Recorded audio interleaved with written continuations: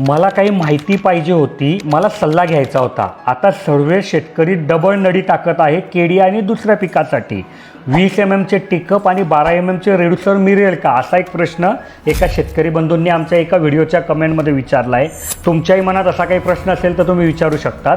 तर बहुतेक यांचा प्रश्न असा आहे की त्यांना एकच ठिबकची नळी किंवा केळी पिकासाठी जी डबल ठिबकची नळी टाकतात तर त्यातली एक नळी त्यांना नंतर कुठल्या तरी दुसऱ्या पिकासाठी वापरायची आहे। म्हणून त्यांचा प्रश्न असा आहे की 20 mm चे टेकअप आणि 12 mm चे रेड्यूसर भेटेल का।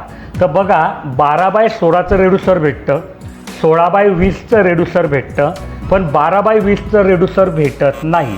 पण शेतकरी असं करू शकतात की आधी 12/16चं रेड्यूसर लावलं, मग 16 mm नळीचं एक तुकडं लावलं छोटंसं 4 इंच 6 इंच 8 इंचाचं, आणि मग 16/20ची परत रेड्यूसर लावून त्यांना पाहिजे तशी ते फिटिंग करू शकतात।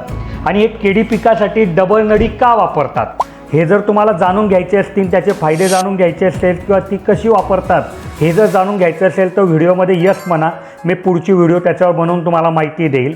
आणि मला वाटतं शेतकरी बंधूंचं उत्तर मी दिलेलं आहे प्रश्नाचं। तुमच्याही मनात काही प्रश्न असेल तर कमेंटमध्ये विचारा, मी पुढच्या व्हिडिओमध्ये त्याचं उत्तर द्यायचा प्रयत्न नक्की करेल। धन्यवाद।